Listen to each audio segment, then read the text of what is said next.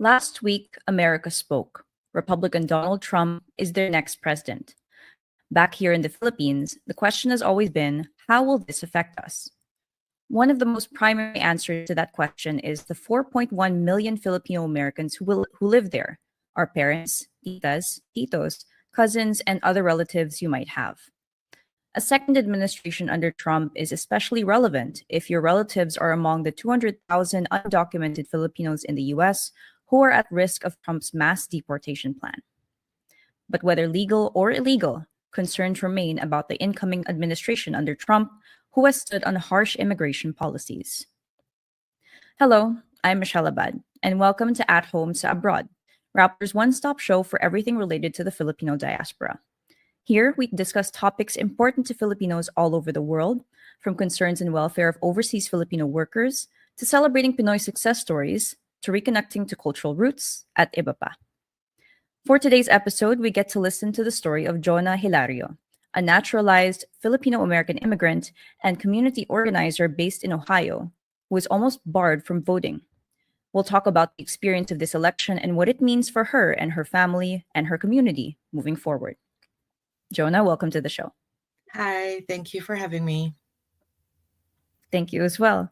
And so, just we want to go into this story of the election right away, and like I've heard from you about how you were almost not able to vote. So, leading up to the election, your voting record was at risk, even if you are a legal immigrant. So, could you tell us a bit about your background and how that experience unfolded? Yeah, so I've been here sa US since 2004, and I didn't get naturalized until 2022. However, nakaboto na ako twice. So I don't know if people know. So when you get naturalized, usually at the ceremony itself, they'll register you to vote. So I was very excited to finally be able to vote. And last year we had two elections here in Ohio. Also, the interesting thing is I've been working on voter outreach since 2020 with my job. So even before nakaboto ako, I've been helping other Filipinos and AAPIs here in Ohio make sure that they're allowed to vote. So I already voted twice, and then in I think June of this year, I received a letter from the Ohio Secretary of State. They were doing another round of voter purge. So basically, the letter was just really strange and asking me to confirm my citizenship again, kahit nakaboto na ako twice. So it was like a form, and I had to send a copy of my naturalization certificate or my passport, and because they said that I interacted with another agency and they thought I was a non-citizen. So yeah, that just was, well, at first I was just really annoyed that I had to do it kasi parang I'm already a citizen. Why do you need me to prove it again? And also because I knew that the Ohio Secretary of State, who is in charge of elections here in Ohio, have been doing all sorts of different things to disenfranchise voters. So this is just another thing that this Ohio state administration has been doing. How did it make you feel to have to prove your citizenship, right? Kasi, di ba nagkwento ka na 2 decades na dyan sa US, and then, you did go through these processes and you did get certified as a legal immigrant. So what was going through your head, having to comply with that requirement just to be able to register to vote properly? And do you know of others who had similar experiences? Yeah. So at first, syempre, I was really angry, and I was just like, I already voted. What are you doing? And the thing too is I have access to registration to the voter file because of my work. So I know that I could show that I already voted. So I was really, really annoyed and angry. And I think the other thing was I was concerned about who else this was happening to. Kasi syempre, I'm super informed about voter rights because that's part of my work. And so I kind of, even if I was unsure kung kailangan ko siyang ibalik or not, I had lawyers in my community who I asked what to do. But then I was thinking of all these other naturalized citizens who may not have had that privilege. So I was worried that other people were getting this in the mail and not really knowing what to do about it. And also at the back of my mind, I'm like, I don't want to return the form kasi parang I'm letting them know that I'm a naturalized citizen and they could target me in a different way. So there was that kind of small fear that they were going to do something with this information if I give it to them. And yeah, I did hear from other naturalized citizens who also got this letter, and because I've been talking about this with other media and other folks, and the other people I've heard who experienced this, they didn't want to talk to anybody because they don't want to get in trouble and be targeted as well. So that's kind of so just anger and also just concern about what are they going to do with this information if I give it to them. Mhm. Like some might argue that this is actually like discrimination of even people who are already naturalized and legal immigrants. Have you had any type of experience, or do you know other naturalized immigrants who have had similar experiences of, say, discrimination leading up to this Mhm. election, or do you have you felt it even before the whole this entire high stakes election started happening? Yeah, I guess in terms of like being here in Ohio, um, I think the discrimination na observe ko is systemic. So last year, Ohio passed a bill that required that your driver's license has a non-citizen tag on it. So you use your driver's license for all sorts of different things. So um, I think that law um, kind of gives institutions and different agencies leeway to kind of be like, oh, you're a non-citizen, what does that mean? And it could be another way for people to be discriminated against. So that's definitely one of the ways that I've seen like non-citizens be discriminated against. And of course, even after you've been naturalized, because your driver's license can be valid for 10 years. So you could potentially still have a non-citizen tag on your license, even even after you've been naturalized. So it's not always up to date. So that's one way. But of course, I've been working in the Asian American and Pacific Islander community for the past 8 years.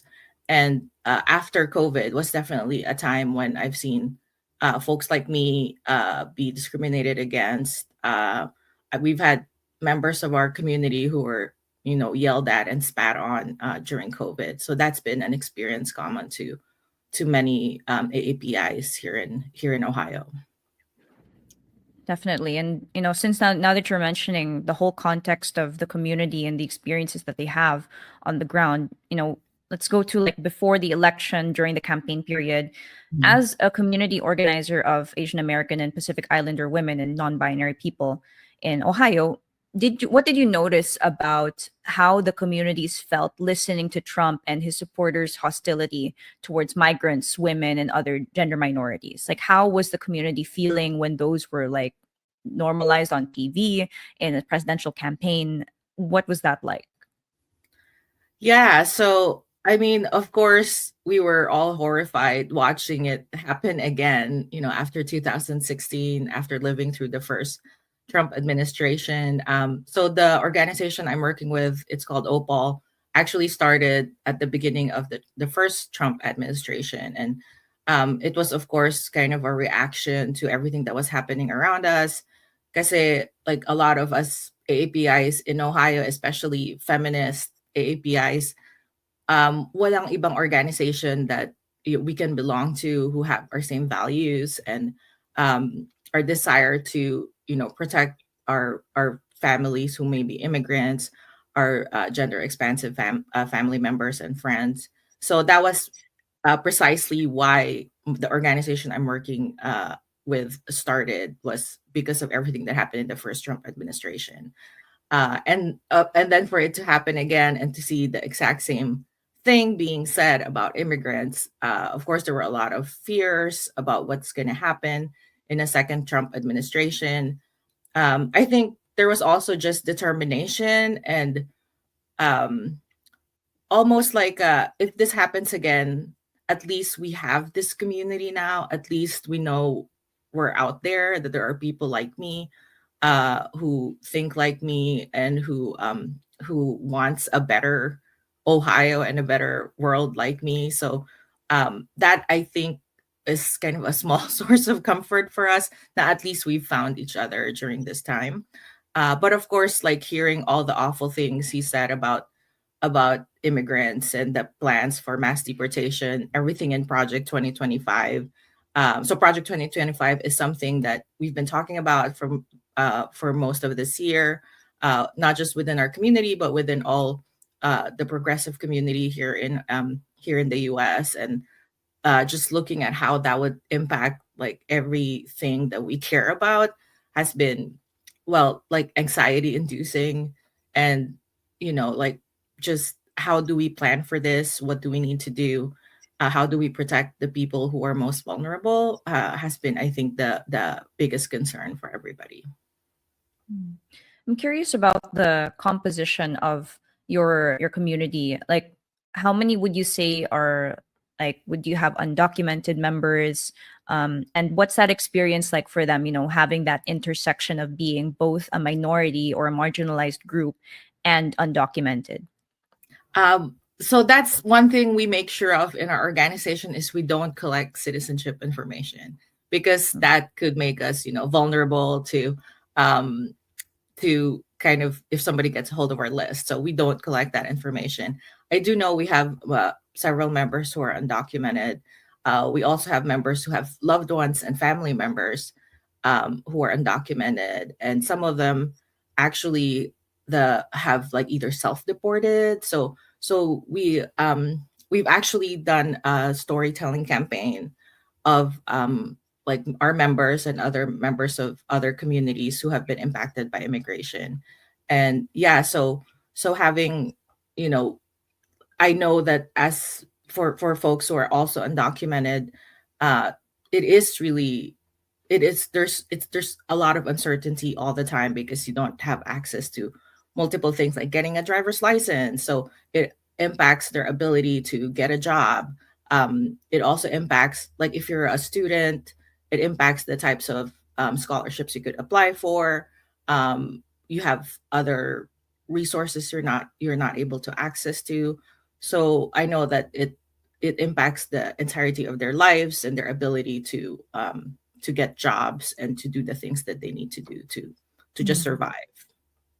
Yeah. And I've been hearing some reports about some communities that are like legitimately scared of the mass deportation plan, that they're like collecting information about, like, for example, what you should do if your kids are at school, and then they come home to an empty house because their parents got abducted by ICE or something like that. I was wondering if, like, if those fears, or if there's something like that happening in the communities that you engage with. Like, are there like campaigns or like getting ready proactively just in case these things happen?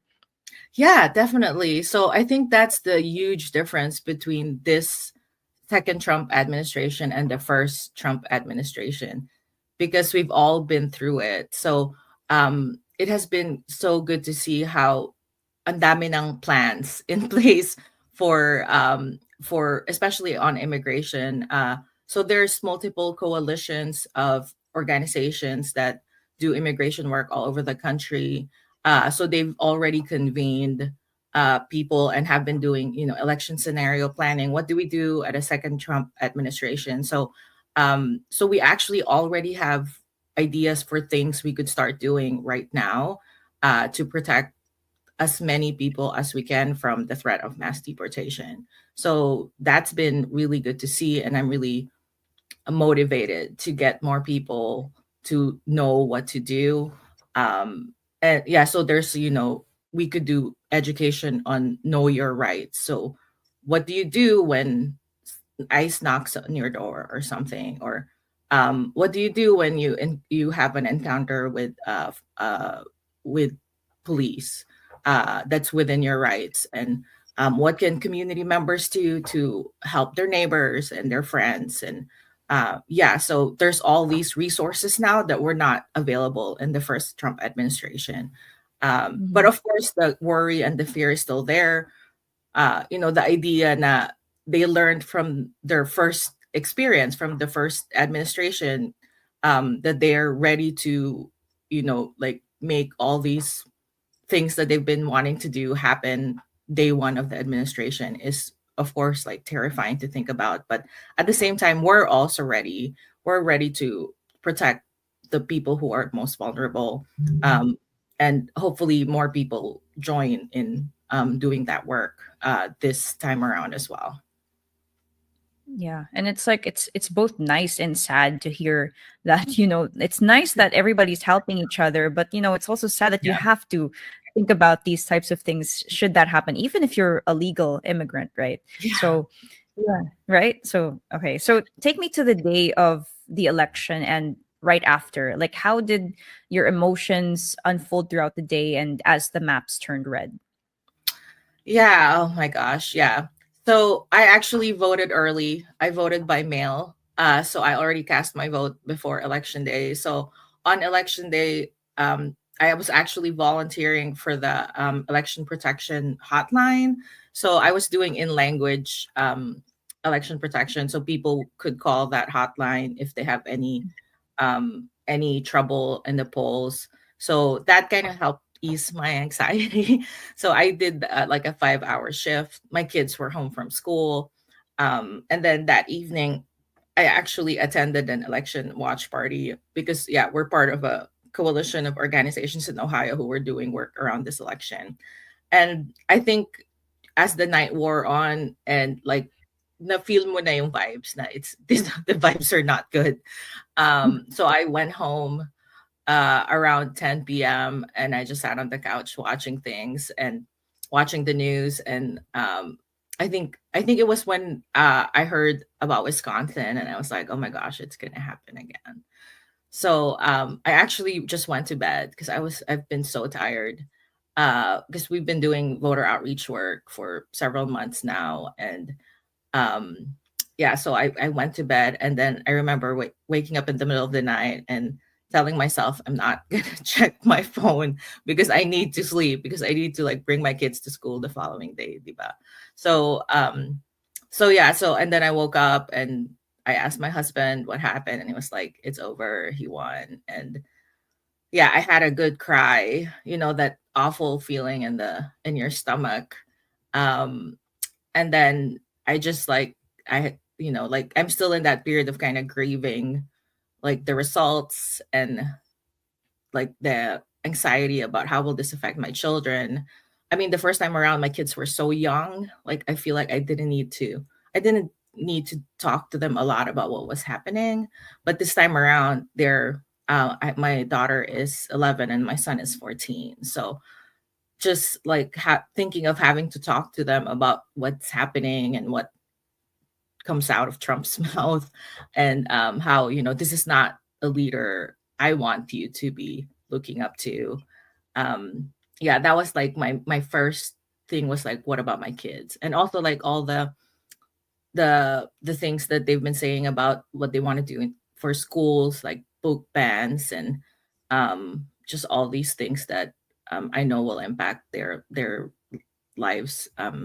Just that was the first worry for me. Yeah. Mm. Yeah, actually, that does take me to my next question, where like a lot of comments that we get, for example, on our posts about the U.S. election, is that a lot of people say that if you did everything right and you came to the U.S. legally, you have nothing to worry about. Basta hindi ka mag-TNT, basta hindi ka illegal, okay lang yan, hindi ka de-deport. Yun yung di ba, parati din sinasabi ng mga tao. So, Yeah. but even if that messaging is always out there, I'm wondering a little bit about you and your family. Like, are you worried for you and your family? Well, I'm probably less worried about my family than, other folks I know who are still, in the immigration system. But I know if people have heard of the plan for denaturalization, which personally I haven't looked into yet because I'm like, I just don't need to think about that right now. But I mean, there's all sorts of ways that even if you're here, if you do all the right thing, that you could still run into ways that this system, the government, can discriminate against you. I know, like, if even if you're like, we have folks who came here legally as refugees, for example, and then if they have any run in with law enforcement, even if they haven't lived in the country where they're from since they were children, they were deported back there. So that happens to a lot of our Southeast Asian uh, community here in the U.S. So there are there's still, to an extent, na like what I experienced, like that feeling of being a second class citizen, even if you are quote unquote here legally.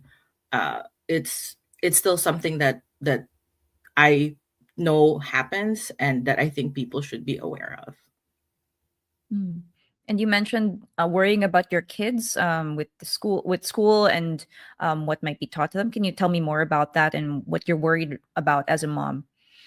Yeah, so here in Ohio, it's a very it's a very conservative state, and there's been attempts to kind of police what gets taught in our schools, in terms of what kind of history is taught, and also, like, whose history is taught. So we've been so the organization I actually work with has a bill in the state house that we're asking the state of Ohio to teach our kids about the histories of all different ethnic groups that call Ohio home.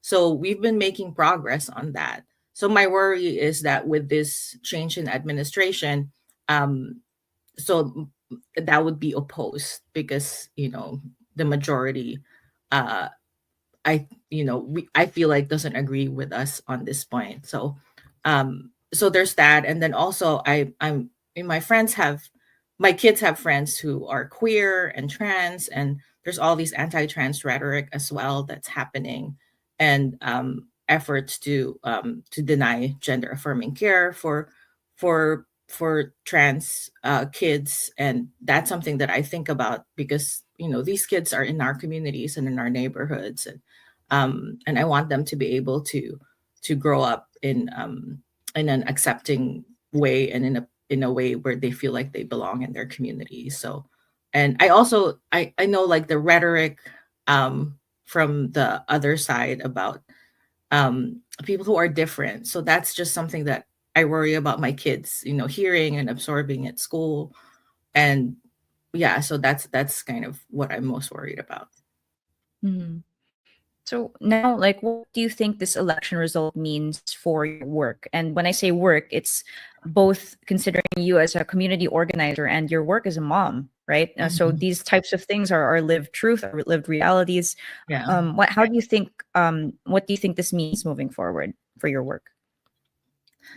Yeah, that's a good question. I feel like I'm still, like, absorbing a lot of this, like, of how it will change the nature of what I do.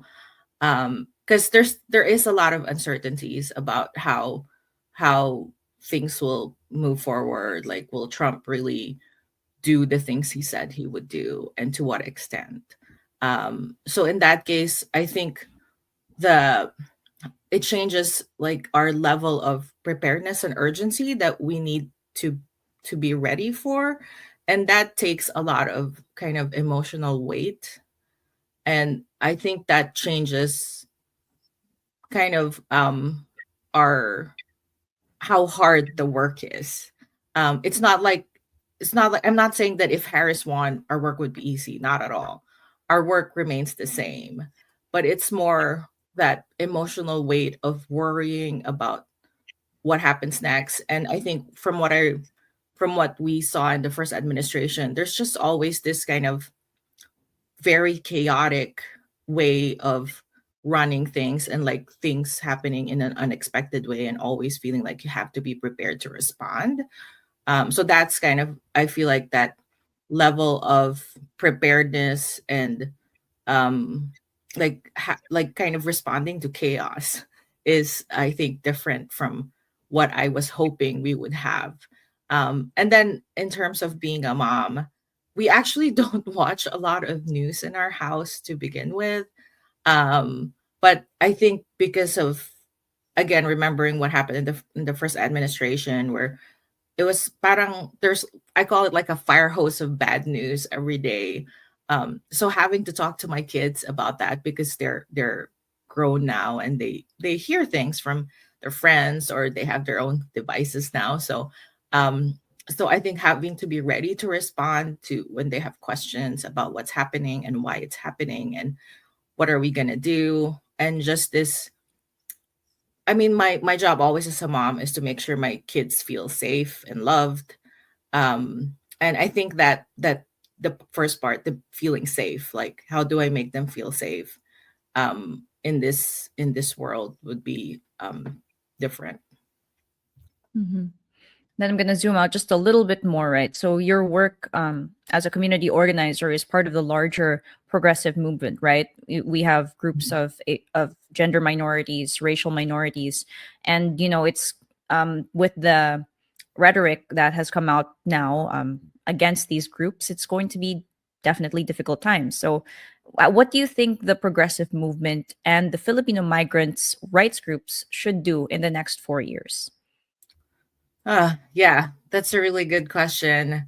I think the first thing we should do is um, like stop blaming each other for whatever happened, because we need each other to face the next 4 years. And I think we can't afford to be siloed in our, individual issues and our individual identities. We need to find ways to work together, because our struggle is intersectional. Like what impacts other communities impacts us. So I think we need to be better at working in coalition, in being strategic about our actions, not just like doing, oh, this is what I think I should do and this is what I'm doing, but like there needs to be a level of coordination, because we need to be using every tool we have to protect the people in our communities. So I know for a fact that migrant groups have been doing amazing work in migrant communities, and my hope is that that they could reach out to other impacted communities to be able to work together, to make sure that when you're talking about your issue, you're also able to advocate for other communities. So, and because the only way we could really make a difference here is if there's more of us, and that's kind of what we need to be doing, is working together, to do the most to protect the most vulnerable, and to be ready for the next phase of like what happens after Trump. All right. Think we can end with that. So thank you so much, Jonah, for your time. Thank you. And to our viewers, if you have thoughts about Jonah's story or how Filipinos are affected by the US election, download the Rappler Communities app and let's continue the conversation on the Overseas Filipinos channel. Again, you're tuned into At Home sa Abroad on Rappler. I'm Michelle Abad. Thank you for listening.